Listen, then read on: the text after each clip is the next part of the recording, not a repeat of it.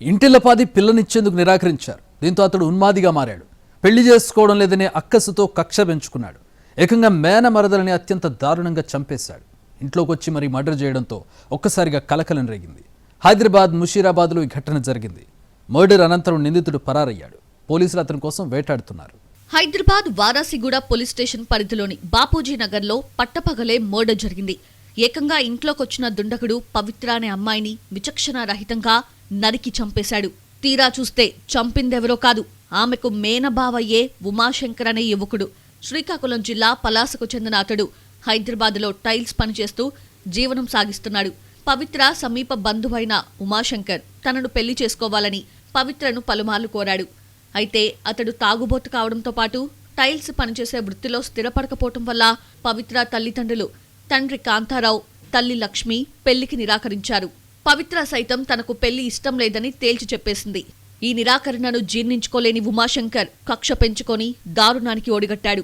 పవిత్ర తల్లి కళ్ళెదుటే మధ్యాహ్నం 1:30 సమయంలో కత్తితో ఆమె గొంతు కోసి హత్య చేశాడు.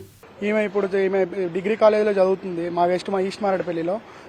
ఈమె ఆయన మాకు వచ్చి ఈమెను చాలా రోజులుగా వేధిస్తున్నాడు.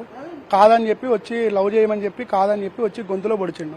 ఆయన పేరు ఉమాశంకర్. భావన అవుతాడు, రాంగ్ రిలేషన్, దగ్గర రిలేషన్ కాదు, రాంగ్ రిలేషన్. అతను టైల్స్ వర్క్ చేస్తాడు. తండ్రి పేరు కాంతారావు, తల్లి పేరు లక్ష్మి. ఈ హేయమైన చర్యకు పాల్పడిన తర్వాత ఉమాశంకర్ కత్తి, సెల్ ఫోన్ ని ఘటనా స్థలిలోనే వదిలేసి పరారయ్యాడు. యువతి తల్లిదండ్రులు కన్నీరు మున్నీరుగా విలపిస్తున్నారు. సమాచారం అందుకున్న పోలీసులు ఘటనా స్థలానికి చేరుకొని కేసు నమోదు చేసి దర్యాప్తు ప్రారంభించారు. ఈరోజు వారసుగూడ పిఎస్ ఏరియాలో ఒక అమ్మాయి అంటే లేడీని చంపేసిండ్రు. ఉమాశంకర్ అని అతను చంపేసాడు తెలుస్తున్నది. ఫుల్ డీటెయిల్స్ త్వరలో తెలుస్తాయి. అమ్మాయి పేరు పవిత్ర, ఏజ్ 19 years. వాళ్ళ తల్లి ప్లస్ వాళ్ళ సిస్టర్ ఉన్నప్పుడు పెళ్లి గురించి ఉమాశంకర్ మ్యారేజ్ గురించి అడుగుదామని చెప్పి వచ్చిండు.